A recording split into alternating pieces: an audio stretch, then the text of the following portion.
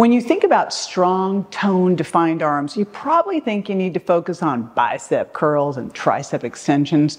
So it may surprise you to discover that these are exercises that I rarely include in my upper body workout. I'm going to share my 3-part arm workout that will make you want to go sleeveless even in the winter, and the strategies beyond the training that are mission critical for great arms. Now, first of all, I know I kind of threw a curveball there saying I don't do bicep curls and triceps, but I'll tell you why I do big compound movements rather than what I call those little vanity movements.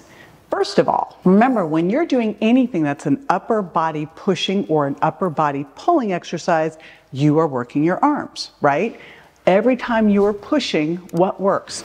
Your triceps have to extend your elbow. Every time you're pulling, what works? Your biceps have to pull in. So when you do compound movements, let's say a pull-up, yes, you can do it, or a push-up, you're pulling in more muscles and you're creating a much bigger metabolic effect. You're gonna want to get to near failure if you are looking to build muscle, or what's called hypertrophy. So let me explain what that means, because I think most people have no idea what it really feels like to go near failure in a workout. If you're going to test how much you could really do, there's something called a 1RM, a 1 repetition max. That's how much you could do one time, and everything's based on that. So if someone was spotting you on a chest press, it's how much you could get up one time, and if you tried to do it again, nothing would happen. That's what failure means. Now, when you're trying to build muscle, the rep range it's very variable. Used to be when I was in school a gazillion years ago, we were taught it was 8 to 15 reps. Now we know that you can do as little as 6 reps. You could go all the way up to 30 repetitions, multiple sets, with the key thing being you want to make sure as you get towards the end of your rep range that you get to a point where you're about 80 to 90% of failure, where you feel like you couldn't do another 1 or 2. So if you're like me, I don't want to spend all day at the gym. I'm going to work more in the 8 to 12 repetitions, and because I can get through it faster. And I don't really like lifting something 30 times, not so fun, right? But if you want to go lighter, you're just going to have to go longer, but you still have to get to that point where you feel like you barely are able to do another one. That is a super mission critical thing. You're going to want to be able to do at least 3 hard sets. So that means if I'm doing push-ups, I'm doing at least 3 sets of hard push-ups. I'm also going to do a warm-up, so that's why I'm saying 3 hard sets. And for hypertrophy, it's really going to be better if you can do it 3 times a week. Now, if you could only do it twice a week, then up the amount of sets, because volume actually trumps frequency, but frequency still matters too. But 3 times a week would be better. And here's what's cool. To move things around, to shake things up, you can always adjust how much you lift. You can adjust how many times you lift it, right? The reps. You can adjust how fast you do it. So there's a variety of ways you can switch things up, along with switching up the exercises.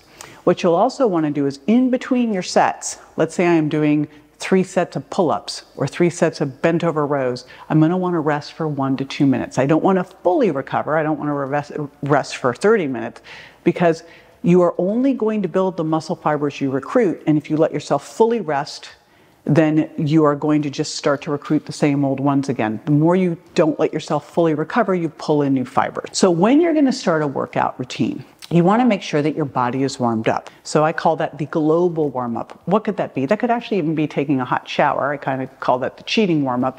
But it might be doing a little bit of cardio for 3 to 5 minutes. It could be doing jumping jacks, something to get your blood flow going and your core body temperature up. After that, as you're starting, especially if you're doing just, here I'm only showing you 3 exercises, you're going to want to do a targeted warm-up. What is that? That means the easy version of the moves you're going to do. So with each of these ones, I'm going to show you how to adjust it to make it easier. And again, remember, exercise is progressive. It should never really get easier. So once you've done that warm-up, you're going into those 3 hard sets. It should feel hard. That's how you get stronger, and that's how you build muscle. So let's start first with a tricep. And I'm going to teach you how to do a push-up. And here's the thing. The great thing about a push-up is that you can adjust your push-up a variety of different ways to make it harder or easier. I'm going to show you the easiest way to start a push-up. And here's the thing. You could also just do this against a wall. So that's the easiest way. But the easy way to start a push-up is called a tabletop push-up. Now, the more body weight that goes over your hands, the harder the push-up gets. The less, the easier it gets. That's why a push-up against a wall is going to be easier. And that's why in a tabletop push-up, it's way easy because I don't have my body weight over me. So just to warm up, this could be an easy way to warm up, right? It's just here. As you get ready to progress, I'm coming out here. Now what you'll notice, if you want to really focus on triceps, I bring my arms in closer, but I'm also doing more of a compound movement of my chest and my triceps. So this is an easier version, but I still have my body weight forward. What's important, however you're doing push-ups, is this is not happening. That's not a push-up. That is a trunk something. I don't even know what it is. So what you want to do is come down, and you really want to come all the way down. Tap that nose, right? Coming all the way down. Oh, look what I have here. Thank you. Now that is the easier way to do it. Obviously coming up onto your toes is going to be the harder way to do it. But again, important here is to watch this form as this does not sag, right? So that is a push-up. Why do I love a push-up? Because I can do it anywhere. I can modify it and progress it. And I am now doing a push that works the front of my shoulders, my pecs, and my triceps. Okay, so for your biceps, I'm going to show you a bent over row. And I love bent over rows because it's going to use your biceps, your lats, your shoulders, and your rear shoulders, but it also uses your quads and your glutes and your back. Now, I'm going to also show you how to do this one arm at a time if you have any back injuries and you're not able to do a full bent over row yet. Obviously, one of the things I'm doing is not using the weight that I would use to failure. So I just want you to bear that in mind. When you're doing a bent over row, first thing I teach you to do is get into what I call, well, I'm going to drop the weights to show this, get into shortstop position. You want to be in a position where if someone came around and knocked my arm, I'd fall. So I'm right here, I've got my back extended so that I can use my back muscles, my quad muscles to hold me in this position. Then I'm going to start hands right by my knees and hands, my palms facing my knees.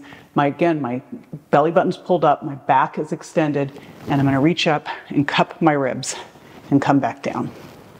So I do this rotation, and the reason that I'm doing this rotation or supination with my hands is because it involves more bicep when I do this. If this was problematic for you, maybe you're recovering from some kind of a back injury, long term this is fantastic because we train to get better at life, not to get better at training. And this is very good for you if you have to ever pick anything up off the floor, which who doesn't. However, to start, another thing that you can do, and I want to show you this because I see this done wrong at the gym and it makes me crazy, is you can do a one-arm row. But notice, I'm not putting my knee up on anything. Instead, I'm just like I was in the other position. I'm in a little bit of a tabletop. I'm going to scoop one hand in so I'm more like a tripod. Back is extended. And I'm going to do the same movement. Now I've got my palm facing towards my leg, and then I reach up and palm cups my ribs. And the other important thing here is I'm not sagging, I'm not rounding, right? I've got an extended back so that I'm working the back of my shoulders, I'm working my lats, and I'm working my biceps. So that is how you can modify it if currently you're not able to do a freestanding bent over row. The next exercise is going to hit your triceps as well, but it's also going to focus on your shoulders. When we did a chest press, we got the front of your shoulders. When we did a bent over row, we did the back of your shoulders. Now we're going to work on, you've got three parts of your shoulders, anterior, medial, and posterior deltoid. So now we are going to get all of them, and we are also going to get your triceps because we're pushing. This is really important when you do an overhead press, and I'm doing it seated right now, and then I'm going to show you standing. And I prefer standing because when you're standing and doing an overhead press, you're loading your spine, which is awesome, right? Because that helps with bone mineral density. But I'm going to show you this first so you can really see the direction I go with my hands. And this is important because the way you see most people traditionally do an overhead press, they go like this. And this can impinge something in your AC joint called, there's a little bursa there, and it can actually impinge that. So what I do instead is I pull my hands forward as if I'm cupping my face and my thumbs are pointing in. My hands are in front of my body and I'm going to push straight up. This is where I'm starting. But again, my goal would be for you to do this standing. And you see how I'm doing this? Knees are slightly bent. I've got my spine supported, belly button pulled in, and I'm not going back like this. That's important. Okay, so that's the halfway mark because that's the resistance training. But remember, resistance training alone is not going to get you there because there's the other side, and that is the nutrition side, right? You got to build them and you got to feed them. And how do you feed them? Well, you need protein because you need the essential amino acids from that protein. And then also you're going to want to have creatine and fish oil. So first off, protein.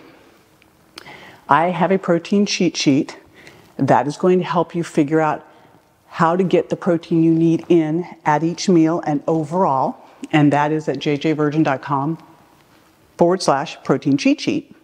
So that's the first part. And remember, you're going to get 0.7 to 1 gram per pound of target body weight of protein in, 30 grams at least, especially at your bumper meals. That's super duper important. The other thing I want you to focus on is creatine, 3 to 5 grams of creatine. If you're 120 pounds or less, then you're going to want to do 3 grams, more than that, 5 grams. Creatine is going to help you work out harder. It's going to help with muscle hypertrophy and bone mineral density. And fish oil has been shown to be anabolic as well. You need some carbs. And what are the best sources of that? You know, I think we should be having 2 servings of fruit a day. I love berries. Fresh or frozen is best, right? Not dried, that's candy, not juice, that's a soda. And then lots of non-starchy vegetables, and then a little bit of slow, low carbs like I talk about in the sugar impact diet. The other thing that can help you is caffeine. And so a little caffeine before a workout can be a great ergogenic aid. Just like creatine, it can help you work out harder, have a lower, feeling of perceived exertion. So that's really good. And the other one that I love to do, of course, is I do electrolytes every day. I've got my ElectroReplenish drink. You're lifting heavy, you're eating protein first, but that's not where you build the muscle. You build the muscle in recovery. And so what do you need to do to recover? Biggest, most important thing is to sleep. If you're not sleeping well, you're not going to have great arms. That's just the way it is. So good sleep, super important. I've done videos on this. I'll link to it in the show notes. Some other things that you can do to help. Red light therapy. One of the things that I have in my now biohacking lab at home is a Joovv, J-O-O-V, red light therapy.